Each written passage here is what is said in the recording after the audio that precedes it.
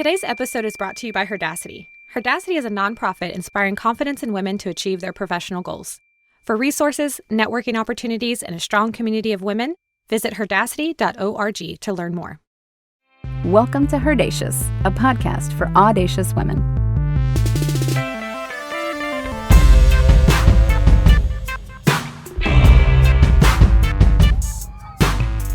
Greetings all. I am Lorelei, the host of HERdacious. I am a passionate women's issues advocate, communications consultant, and nonprofit professional. I will be your guide as amazing women share their audacious career moves and experiences that we can all learn from and utilize as we move forward in our careers. And today on the show, we have an educator and operations expert, creator of the online community Learn, Grow, Expand, Sam Barrow. How are you doing, Sam? I'm doing great, Lorelei. Thank you for having me. Also, just want to add, I'm a passionate knitter and cat mom. Lovely. I, too, am a cat mom. So today, I'm going to be speaking with Sam about intersectionality and workplace bias for women of color and people of color.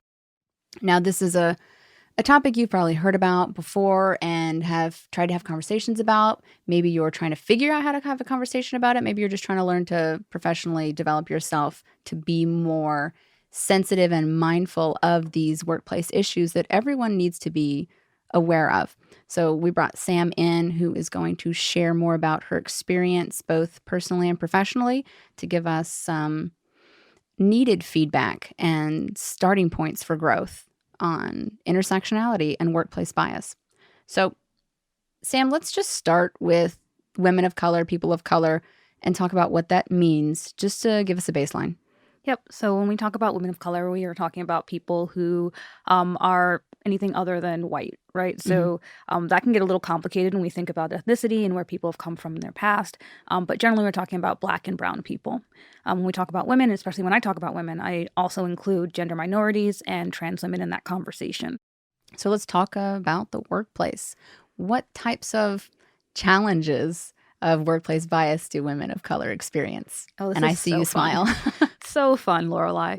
And we'll talk about this a little bit more, but the dreaded angry Black woman is one of those things that come up pretty often. So it's this idea of, am I too aggressive? Am I representing an entire race when we talk about how I act in the workplace, how I act in the environments that I'm in? There's also obviously expectations people might have about where you come from. So being educated. I worked at a company for 4 years and they were surprised that I had my bachelor's, but I'd known them for 4 years. I'm like, hey, it's okay. We're here. But just having to prove that you are educated, having to speak a very certain way, being gentle and being friendly and nurturing everyone's feelings. These are all things that you expect from women and women of color. And it can make it difficult to get ahead in the workplace because you're now managing and trying to meet a bunch of expectations around who you're supposed to be. Okay, so let's talk about that. Meeting other people's expectations. Like, every person on the planet has to deal with that in a certain way, shape, or form, whether it's their family, their partner, the workplace, the community, their church, whatever it is. Yep. But it specifically just really hits home for specifically women of color in the workplace, meeting, let's call it white normative culture, because that's kind of what it is here in America. So what's the mindset, like, adjustment? Because people expect you to assimilate within the dominant culture.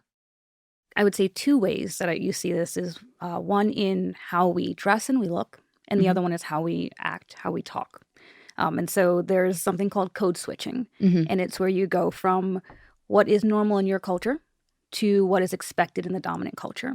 This is very common with Black people and the use of Ebonics or AAVE. Using the way that we talk at home in the workplace generally is not acceptable, whether or not it's professional. It is just seen as a Black thing to do.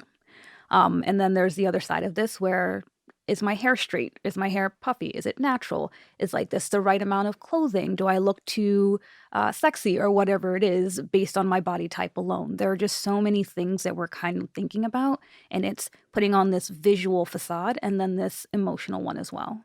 That must apply even more challengingly to those on the spectrum of gender identity. Yep. So there's always the question, and again, by no means am I a representative of the trans community or speaking for them, but I have folks in my life where it is a constant struggle to be taken seriously. Whether it's pronouns, whether it's folks asking really personal questions that do not belong in anybody's mouth. It's challenging because now you have to fit into, what does a woman look like? What does a person look like? What do people expect from me? And especially for our friends that are non-binary, do you have to pick a side, or can you just come to work being the person that you are? Gosh, yeah. And I know that women around the world are dealing with the general stereotype of what does a woman look like. Yep. But I love that we keep having conversations and moving the needle forward, regardless of ethnicity or country. So it's excellent. So there's a quote that you had mentioned beforehand that was really powerful to you. And it's, every time we have a chance to get ahead, they move the finish line. Yep. What is that? How So does that make you feel? What does that tell? That's from Hidden Figures. I was watching that movie a couple of years ago, and I sat there and I went, holy crap, that's it. That's exactly what it is. And I say that because I've done a lot in my life. I have 3 degrees. I've got 10 to 15 years in my experience in my job field, and every time I go for something more, there's another hoop that I need to jump through. I've experienced situations where I had the most successful function in my entire company, for example. And so I've been in situations where I've performed really, really well compared to my peers and compared to the business in itself, and was still told, you need to show us more. You need to show me that you can do more. My resources were cut. I was underpaid, all sorts of things. And at the end of the day, my question is, what am I doing that everyone else isn't? What is it that other people can have that I don't have? And then you start to wonder, and you start to have those conversations of, is it me, or is there something else? Is there an underlying cause for the reason why I cannot be successful in this situation? Do you get stuck in that way of thinking, that negative, like, ghost of maybe it's because I'm a person of color? And how Absolutely. does that, like, how do you have to intentionally pull yourself out of that way of thinking so that you can keep going forward positive, so you can keep succeeding in your role, so you can feel like you have the opportunity to make an impact in your job? Or does that just like push you down so hard that you're just like, I'm out, I'm done? So it's a tough question, and this is another thing about just being a person of color, especially a woman of color. We are told that you just got to deal with it, right? So my mom named me Sam because she said it was a gender neutral name, and so people wouldn't know if I put Sam Barrow what my gender was. And because of the way I talk, I have a lot of people who assume that I'm a white woman, and so there are a lot of things that kind of get me in the door, and then I have to keep those things up from the day that I started a job until the day that I leave. And so I started to think, why? Why am I doing these things? Why am I tolerating these things? Why are these the things that come to me? And for a while, I was really concerned. I thought, okay, I'm just going to have to be the best Black woman that's out there because that's the job I need. And I realized that didn't make a difference because everybody who came after me had to fight the same fight. And so it moved from negative self-talk to being more of, what do I want? Who are the people I want to work with? What's the culture I want to build, and what's the culture I want to foster? And how do I get there? And I've had to leave companies because of it. Mm-hmm. And I advocate for anyone, if you have the means to do so, take the time. Take the time off of work if you can, and really think about what it is you have to offer and how that's being used in the company or the place that you are, and even in your personal life. Well, in regards to your personal life, do you still code switch? Absolutely. Yes. So I'm a brown person who moved to Austin, Texas. I came from New York. I was born and raised in Brooklyn. So a lot of the conversations I have with my family are very different than what I would have with someone on the street. I know that I have to be politer than other people might be. I had a man approach me on the street and say, like, I'm not racist, bud. And I'm like, okay, so do I get to yell at him? Do I get to be angry? Do I get to say something? Or am I, again, the representation of my entire race? Because there are a few of us here, right? Austin is not predominantly people of color. Right. And so I'm constantly thinking about how I present to the people around me, because I know that people are wary of folks of color moving into their neighborhoods. People are wary of the attitudes that they might expect from a Black woman. And these are all things that are constantly running through my head everywhere I go, especially in places where there are less folks like me. That's a hell of a burden. It's what we do, though. I mean, and it's unfortunate, but it is the world that we live in. And for most folks of color, we start that way. We start from when we're very, very little. We understand that our world is going to be different, and we just have to hustle. All right, let's talk about the different type of bias that we experience out in the world, whether it's gendered bias, ethnic bias, etc. Implicit versus explicit bias. Yeah. Tell me. I think it's very interesting. Implicit bias is, I think, what we're seeing the most of right now. And it's why conversations get really difficult when we talk about discrimination in any form. And it's because the systems that we have built here are based on biases. And that's not to say that you are intentionally being bad, that you intentionally did something that was not good, but intent does not excuse what has actually happened. And so implicit bias is the concept of you're not being like racist, you're not being sexist, you're not openly saying like women don't belong here, right? That's explicit bias. But you might say we are looking for a man to run in this position because men are more successful in this role. And that's how your entire talent team has been sourcing. So there will never be a world in when a woman becomes a salesperson in your company because the systems that you have created have allowed that to happen. Mm-hmm. And again, it doesn't feel like you have done something wrong. It doesn't feel like you're excluding women. It's just we understand that we think men are more successful in this role. So we use certain words like strong, aggressive, powerful. Yep. But yeah, so the implicit bias thing always gets me because it's systemic. Yes. And it started so long ago that none of us are really responsible for it, but we are accountable for its continuance. Correct. And I love having conversations about implicit bias and the systemic failures of our institutions to move forward quickly enough. Yep. And I can only imagine how frustrating that must be for people of color and women. I mean, obviously I get the whole women thing, but geez, it's rough out there.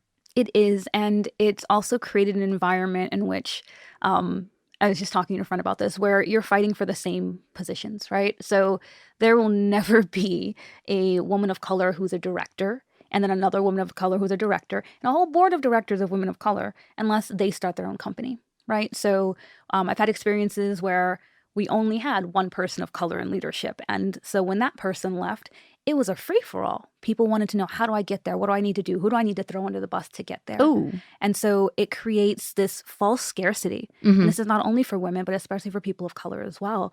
You know that there are very few spots for you, and you know that you have to do so much better than so many other people to get that one spot, that we start to advocate for only ourselves in that space. And it creates a very hostile culture, and it makes it hard for us to move forward and to change anything. And that's the goal of having these conversations. We want to emphasize that the scarcity is false. The scarcity is a garbage pail story that somebody's been telling us, and that there is plenty of space for multiple women and people of color at those executive, those C-suite positions, those board positions. We just need to fight for them and help our friends and our colleagues and our allies fight for them too. Yep. And that's one of the reasons I started Learn, Grow, Expand, which is my online community. It's like free to join. I'm not trying. I just want people to get together and talk about the experiences. I want people to understand that they have things that they can reach for, that there are paths they never thought about because they didn't know. That hasn't been open to them. Those options haven't been opened. And so it's really important for me for women of color to get together and tell their stories, to say, like, this is where I started and this is where I am, this is where I'm trying to go. And for us to really advocate and help each other because we have those experiences and we have those skills. And it's not doing me any harm to help someone get to their next step. Okay. Well, on that note, let's take a brief moment for this sponsor break. Hi, Barbie here from Moonray, husband and wife indie pop duo. If you enjoy the intro music, we invite you to listen to our debut EP, Honeymoon, streaming now on all platforms. Visit www.moonray-music.com for more. Okay, and we're back. So, Sam, you told me about this amazing word, white fragility. I have to admit my ignorance of this term, and I would love for you to share with our listeners what it means. Okay, so Robin DiAngelo wrote a book called White Fragility. I recommend every single human being reads it. It opened my eyes in ways that I did not understand. As a So I will say a Black person in America, but I am a West Indian person. My parents came from Guyana and Barbados. And our experience here is very different from folks who descended from the slaves who were brought to Africa many, many, many, many years ago. That does not mean that we're not Black. It means that we have very different experiences. Yes. And that has helped me read that book, White Fragility, and go, this is why white people are scared to be called white. They don't understand that there are different experiences, that white is not the norm. It is not the everyday. And there are entire communities where we live and see different people. We live and see different cultures and languages and foods and things like that. But white fragility is this concept that if you call out whiteness, you're automatically calling out a white person. And so I understand that there are white people who grow up and never see a Black person until they are, let's say, in college. That's not a fault of your own. That's not a shortcoming of your own. That's where you grew up and where you are in America. But can you understand that your whole world is framed from the perspective of white is the normal? And so by default, to you, everyone is another. And this is the same thing for if you live in a male-dominated space, right? You're expecting men to be the workhorses. They're the people who take everything in the household and do all that work for you. And when you go out and you see women someplace else, when you see them in the workplace, when you see them doing things that you think are non-traditional, Leading, it's just directing. Yep, it changes. It comes across. It comes against something that you don't understand yet. And white fragility, again, just broke it down so wonderfully to allow me as a Black person to understand why white people have so much trouble understanding race and why talking about race is so difficult and feels confrontational. And I would recommend literally everyone read that book. Okay. But having these conversations doesn't have to be confrontational. It can be educational. It can bring people together. Yep. How do we start having more of those conversations? I mean, do we start with the family? Do we start with our friends? Do we start with our neighbor? It's a great question. I usually start with myself. So I start inside. I wonder, what is it that I'm feeling? Why do I feel this way? Where did that come from? You start asking yourself questions. Am I underselling myself because I think that women can't do this job? Do I know anybody else who's been this successful? Do I question myself because I'm not as confident in my ability to do the work, even though I have more experience, right? I start questioning why I'm having trouble. And then I start talking to people about it. And choosing who to talk to is difficult because it can feel confrontational, especially if you're not in a place where everyone's really open-minded. And so you can find communities online. You can start groups at your own company. There was an employee resource group. That's something that companies have, or you can start, but just really asking the people around you to think about these conversations. There's also the non-confrontational calling out of situations. So if someone says something that is potentially racist or sexist or homophobic or whatever it is, being able to call them out and say, hey, I trust that you didn't mean to do what you did, but here's the impact of what you've done. And I'd love to talk to you about how we can make sure that this isn't a problem going forward. I love the way you framed that because you didn't make that person the bad, quote unquote, guy. Yep. The bad guy. Because we know by now in the political culture that we're in that shaming just doesn't work anymore. Yep. You can't just call them out and be like, hey, you're being a jerk right now. Do you know that what you just said was offensive? Yep. And they get defensive. Yep. They start, well, you misinterpreted me. You're misconstruing my words. You're taking the whatever. You're pulling the race card. You're being too sensitive. You're being too feminine. Whatever it is, right? Mm-hmm. Whatever garbage pail excuse they have. Yep. But facts don't always work either. Like you can show people the stats and be like, here's the institutional racism. Like here are all the bad things that continue to happen. Yep. We have the numbers to prove it. And people still can turn a blind eye, as we are literally seeing in real time. Yep. So for marginalized groups, there's something called emotional labor. And this is for women, people of color, our LGBTQ plus communities. It's how much education are we responsible for? So as a Black woman, how much do I need to teach the people around me before I can tap out? And I didn't understand that line, my personal line, for quite some time. And so I was constantly trying to change people's minds and, hey, don't you want to talk about this? And I'm not playing devil's advocate anymore. I'm not going to allow you to do that.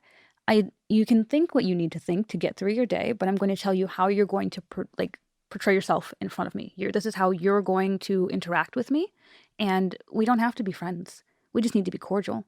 So if that means that I tell you this does not sit with me, please do not make those kind of comments, I don't want to hear them again. Boundaries. Boundaries. You know, if you want to continue in your personal life to live this way, I've opened that door for you to explore why this is wrong. And if you choose not to explore it, it's not my job to educate you. Okay. So let's keep talking about that, because boundary creation is a really great personal form of advocacy. It's protecting yourself. Yep. But it's also a development tool. Yes. That we are able to apply across all the spectrums of our life. Yep. So let's talk about other ways that we can advocate for ourselves moving forward, and then starting advocating for our colleagues. Yes. So I tell this to everyone I know. I have a way that I introduce myself. When I meet a new person, especially in a work environment, I say, "Hi, my name is Sam. I am a direct communicator. I prefer to talk things out in the moment.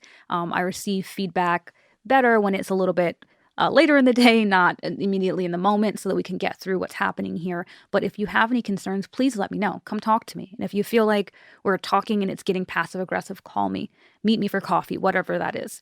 I want to tell you who I am, because after that, there's nothing that you can tell me otherwise. There's no other reason, right? So I'm a direct communicator. So if I call you out on something, I mean it, because I, one, have told you how this is going to go, and two, I assume your intent is good. I assume that you understand how I live my life and my days, and you understand that what you did was not okay, and we can move forward from that. And I use that in my personal life as well. This is who I am. This is why this hurt. This is why I didn't like this. This is why I would not like to see it again. And you start to create those boundaries so that you can preserve your true self. You can continue to be you everywhere that you go, instead of having to change a little bit here and there every new environment that you're in. I like the idea of preserving your true self, but you also have to embrace it, right? So that goes back to what you're talking about, like getting to know yourself more, asking those intense questions, figuring out what you might be able to do personally, professionally to make adjustments, fill in weak spots in your communication style. I liked also how you have this upfront intro with people. How long did it take you to develop that, hey, my name is Sam and I do XYZ? My goodness. Don't take it personally. This is how you interact with me. That took me about 10 years. One of the pieces of feedback that I kept getting was I was very aggressive, blunt, bold. And I'd go, "That's interesting. Can you tell me more about it?" And people couldn't quite tell me what it was. I wasn't cursing them out. I wasn't calling them names, but something about the way that they interacted with me, they didn't like. And so I had You were too bold for people? I was too bold. I look like I'm 13, so I'm not that threatening. But it really, there were people who were honestly scared to talk to me, scared of me. And I was like, what is it about me that makes you react that way? And so I did look inside. I was like, can I be nicer? Can I be friendlier? Do I want to smile more? I mean, I was in hospitality for 7 years. You don't get to be in hospitality if you can't smile. But I also didn't want to have to do that. I didn't want to have to change myself every time someone had a problem. And so I got to the point where I'd say, it's me. I'm like this. And if you have a problem, I am always open to your feedback. I always want to hear it. What else can we do?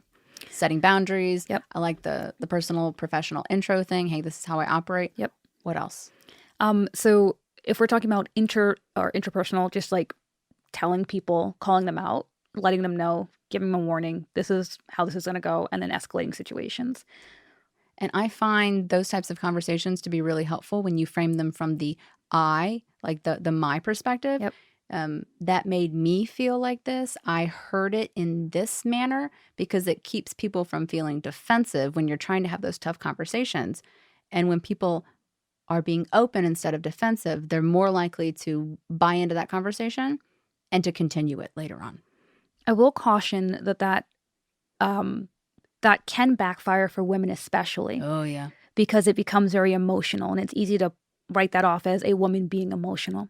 So I agree with you. I will say, to add to that, is facts. You said this at this time. I didn't appreciate it because it impacted me this way, or it reflected this way. And I try as best as I can to leave my feelings at the door and just very objectively, here's what happened. Here's why it was a problem for me. And if I can't objectively have this conversation, if I can't say why it bothered me, I need to evaluate myself first so I can go into that conversation and there's no way that they can make me think I'm wrong or gaslight in any way. Okay. What about when you're trying to call out people for microaggressing? Oh gosh. This one is is a tough one because and I forgot who said it, but it's a death by 1,000 paper cuts. Right? Mhm. Someone might say something not nice to you, a microaggression like, oh, you speak really appropriately for a Black woman. I've gotten that before, right? Or, oh, you look like you could be something else. You can't be Black. There's just all of these tiny things that people say and they think they're compliments. And it's fighting that every single day. So ask them what they mean. Mm-hmm. Tell me more. What do you think? What does that mean? Like, I had a conversation with someone about immigration. They're like, oh, but not your type of immigrant, right? Not your type of brown people. Tell me more. Why am I special? What did I succeed in doing? Why am I the unicorn? But questioning and making people explain those statements and letting them know why that is not appropriate to say to someone. I like that. So how do allies come to the table to start supporting these types of conversations? Yes. The thing I want to point out is that self-advocacy is not the same thing as every person for themselves. Oh, yeah. So that is, as we talked about, that false scarcity, that idea that there's only one place for me and it's the only way I can go, is how we end up in what's called performative allyship. So you'll say, I believe in rights for everyone. But when it comes down to it, when you have to make that decision behind closed doors, when you have to fight for people and no one else can see you. Or go to the ballot box. Yes, when you have to actually put actions behind your words, are you doing that? Or is this just so you can feel good at the end of the day and still get to where you want to be? So I just want to caution folks against performative allyship. If you can't do it and feel good about it without showing everyone in the world, question why you're doing it. The second part to that then is advocating for yourself. So standing up when someone says something wrong to you, standing up when you're not given the raise or negotiated to the point that you'll be. Stand up when you know that you're underpaid. Stand up when you know you're being untreated or treated unfairly. All of those things then move to who else is in this situation? Who else is experiencing this? If someone comes after you, if you just get fed up and leave, what's the experience for the people behind you? And I think about that every company I go to, every job that I have. I will fight for anybody around me. And there's no way where you get to treat people like others, because I know that if you'll other them, you'll other me. So we are fighting for each other. We're fighting for the same things. So you advocate for yourself, and then you look at how you can make the same change for the people around you. Gosh, I love that. It's so powerful. Y'all, if y'all could see my face, I just got like crazy eyed real bad. Because I've lived through that experience as well. Because as a woman, you get to work in very unique work environments that aren't necessarily conducive to the things that the places that we operate the best in. Yep. And you have to wonder, all the people behind you, all the younger women, all the people of color, just if they're going to treat me like this, what are they doing to those other people? Yes. You know, absolutely. if I have these initials after my name, how are they treating everyone else? What the hell is wrong? Yep. And how do I make a change? Yep. And I mean, to be fair, I'm pretty bold and aggressive myself, and I'm never going to apologize for that. So I do get in trouble. Yes. Like, let's be real. We get in trouble, us audacious women. But I know that some of the things that I've done in my life, both personally and professionally, have made it better for the people coming after me. Yep. And God, that feels good. Just I will to know. also say I've had two amazing managers in my life, and I cannot not shout them out. And it's Linda Hannes was one of my first bosses. I remember her name. I remember her clearly. I still play Words with Friends with her 10 years later. Nice. But she was my first manager in a corporate environment, and she made sure that I was rewarded for hard work. She made sure that I was protected from any office politics. She's made sure that I was paid appropriately and that there were paths for me going from year 1 to year 4. And I cannot say enough about how much I appreciated someone taking the time and going, I know what it's going to be like for you. And I don't think that is going to be something that's going to hold you back. So here's how we're going to get you to that next step. That's a real ally. And then, yes, I had another manager, Ashley Rudolph, who was my manager for 3 years. And I learned so much from her, but I learned so much about myself from her. Just the fear of negotiating, for example, asking for more money for a job that I know I was doing well, the ability to take ownership of the work that I've done instead of saying, well, I got it done. It wasn't that bad. No, I kicked ass. And Crushed it. Yes, I did what I was supposed to. I exceeded my expectations, but I learned so much about confidence and understanding how to value myself from her. And so I have just 2 really fantastic people who took the time to be real allies and real mentors. And that made such a difference in my life. It's lovely to know that you had those types of mentors. And I hope that for those of you who are listening and you have the opportunity to be an ally to a younger person who maybe needs that type of guidance, maybe a woman of color, and you might be able to help them navigate some of those waters that might be a little more choppy for them.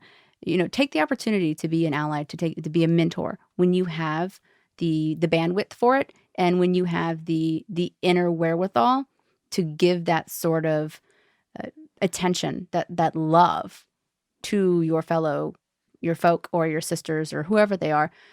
We need those mentors to guide us through our lives. Yes. And they're not always going to look like us, but damn it if it's not so valuable and so important. We all have lessons that we can pass on to other generations. And it is our responsibility to do that and to do that well.